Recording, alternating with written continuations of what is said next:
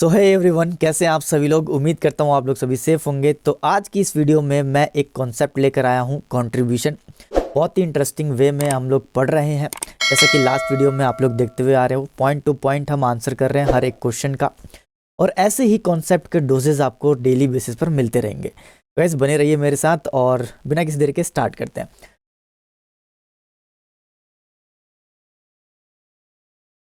तो यहाँ पर मैं बात करता हूँ कंट्रीब्यूशन की। एक्चुअली में कंट्रीब्यूशन होता क्या है, तो मैंने यहाँ पर लिखा हुआ है कंट्रीब्यूशन मीन्स प्रॉफिट। अगर देखा जाए, कोई भी बिजनेस ओनर हो या एंटरप्रेन्योर हो, वो क्या सोचता है कि जो कंट्रीब्यूशन है वो एक प्रॉफिट है।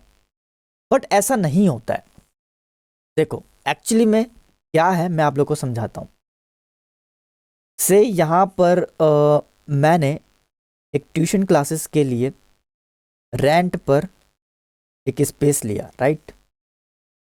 और इसका रेंट जाता है 10,000 rupees per month. All right, ठीक है।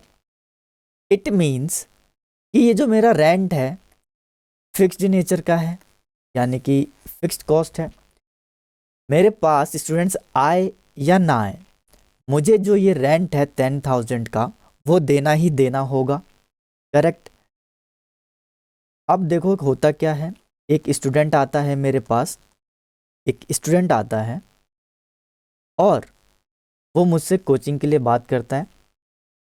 से उसकी जो फीस है 5,000 रुपीज़ है, ओके, 5,000 रुपीज़। तो अभी भी देखो मेरा फिक्स्ड कॉस्ट जो है रिकवर्ड नहीं हो रहा है। यानी कि फिक्स्ड कॉस्ट कितनी है, 10,000 है, लेकिन स्टूडेंट जो आया है उससे फीस मुझे कितनी मिल रही है, 5,000। तो मैंने कहा चलो मेरे पास 5,000 आ गए, अभी 5,000 का और इंतज़ाम करना होगा। से अगले ही दिन मेरे पास 2 स्टूडेंट और आ गए।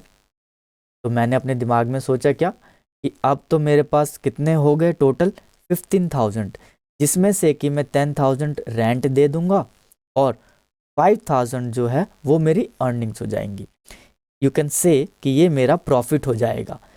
तो कंक्लूजन क्या निकल कर आया, after recovering the fixed cost, जो आपके पास बचा है वो आपका प्रॉफिट है।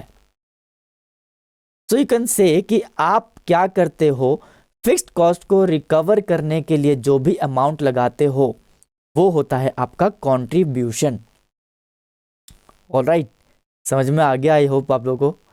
तो फटाफट से एक लाइक कर दो।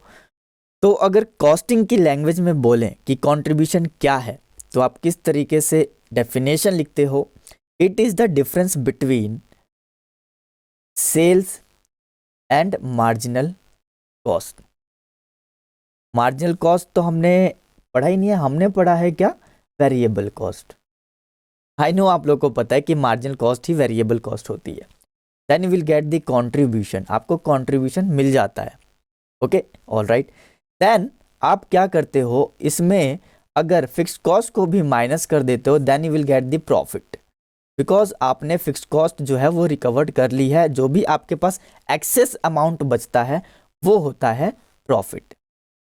तो गाइस आई होप आप लोगों को कंट्रीब्यूशन जो है वो बहुत ही अच्छे से समझ में आ गया होगा। अब हम इसके कुछ फॉर्मूले हैं उसको समझते हैं। तो अब मैं यहाँ पर बात करता हूँ फॉर्मूले की।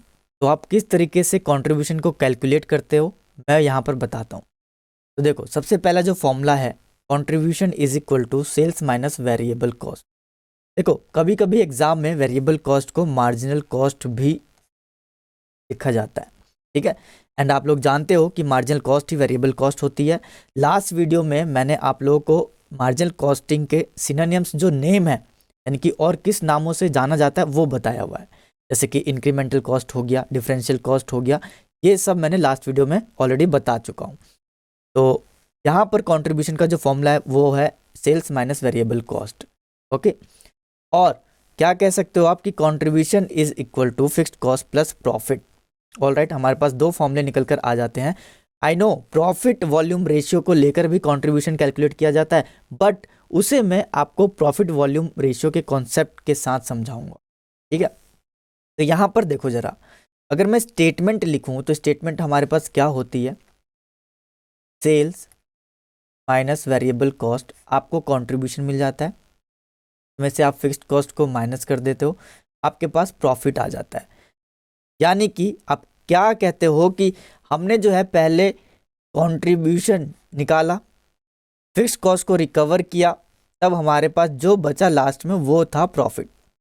जैसे कि मैंने कहा कि मैंने 1000 रुपीज़ जो है सेल की है, उसमें से वेरिएबल कॉस्ट हो गया मेरा से 500, मेरे पास 500 का कंट्रीब्यूशन आ गया। ऑलराइट, ये आ गया कंट्रीब्यूशन। फिक्स्ड कॉस्ट कहा मैंने, वहां पर 200 है, तो मेरे पास जो प्रॉफिट हो जाता है लास्ट में 300 का निकल कर आता है।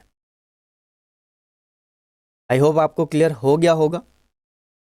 चलिए अब देखो, कंट्रीब्यूशन को लेकर एक बहुत ही इंपॉर्टेंट अप्रोच है और एग्जाम में अक्सर पूछा जाता है, मतलब कैसा भी क्वेश्चन आ जाए ये जरूर पूछता है। क्या है वो?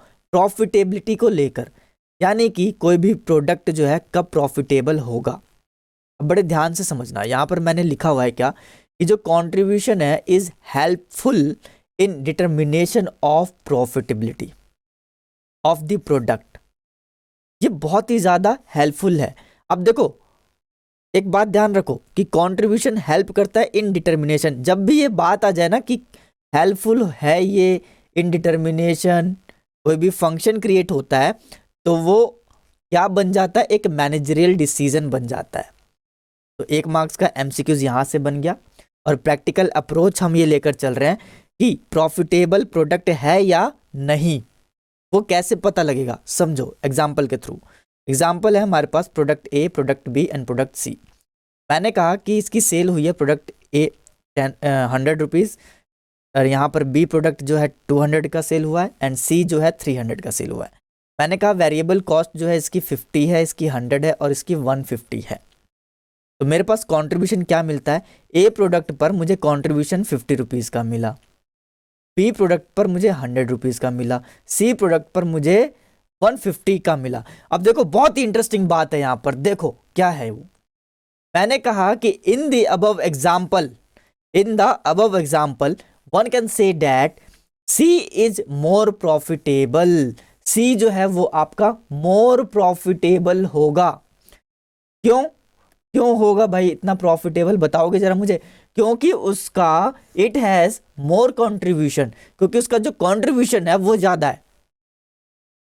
अब देखो यहां से 1 मार्क्स का ट्रू फॉल्स कैसे बनेगा कि जिसका कंट्रीब्यूशन ज्यादा हुआ, इसमें कंट्रीब्यूशन ज्यादा होगा तो क्या वो मोर प्रॉफिट गेन करेगा? बिल्कुल सही, ट्रू है। कंट्रीब्यूशन ज्यादा तो प्रॉफिट ज्यादा। अब क्वेश्चन, प्रैक्टिकल क्वेश्चन कैसे होता है कि इस साल हमने 100 रुपीज का प्रॉफिट कमाया, अगले साल हमें 110 का कमाना है, तो कितना कंट्रीब्यूशन चाहिए? क्या ये प्रोडक्ट पर हम इतना कंट्रीब्यूशन करें जिससे कि हमें वो प्रोडक्ट क्या हो, मोर प्रॉफिटेबल बन जाए। ठीक है, कंपैरिजन करना होगा डिफरेंट प्रोडक्ट्स को लेकर। अब देखो यहाँ पर 50 है, यहाँ पर 100 है, यहाँ पर 150 है।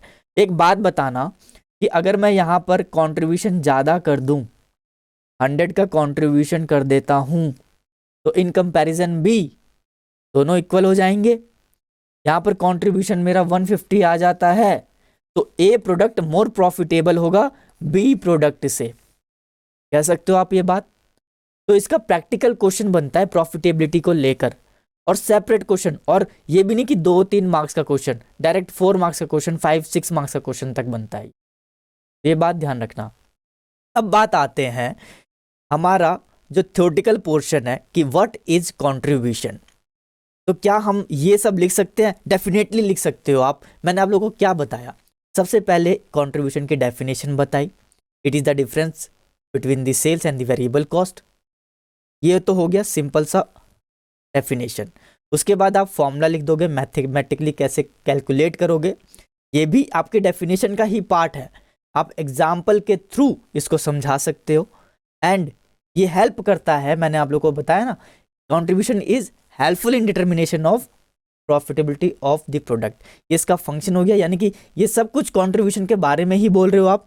तो थ्योरेटिकल में अगर क्वेश्चन पूछा जाता है तो 4 और 3 मार्क्स का क्वेश्चन ये आप ऐसे लिख सकते हो, पॉइंट टू पॉइंट, कुछ भी मिस नहीं है। तो भी कंट्रीब्यूशन में सब मैंने यहाँ पर दे दिया आप लोगों के लिए। ठीक है, तो गाइज कैसी लगी वीडियो ज़रूर कमेंट में बताएं मुझे, और पसंद आ रही है वीडियो तो लाइक करें, अपने दोस्तों तक शेयर करें, और अगर आप इस चैनल पे नए हैं तो चैनल को सब्सक्राइब जरूर करें ऐसे ही बेनिफिट्स के लिए, क्योंकि कॉन्सेप्ट के डोजेज यहाँ डेली बेसिस पर आ रहे हैं। ठीक है, आप कंटिन्यू देख रहे होगे कि जो ये छोटे छोटे कॉन्सेप्ट हैं मैं यहाँ पर लेकर आ रहा हूँ। तो चैनल को जरूर सब्सक्राइब कर लेना, बेल आइकन को भी प्रेस कर लेना, जिससे कि आपको नोटिफिकेशन मिल जाए कि वीडियो आ चुकी है। ठीक है, तो गाइस मिलते हैं अपनी नेक्स्ट वीडियो में, तब तक के लिए ऑल द बेस्ट।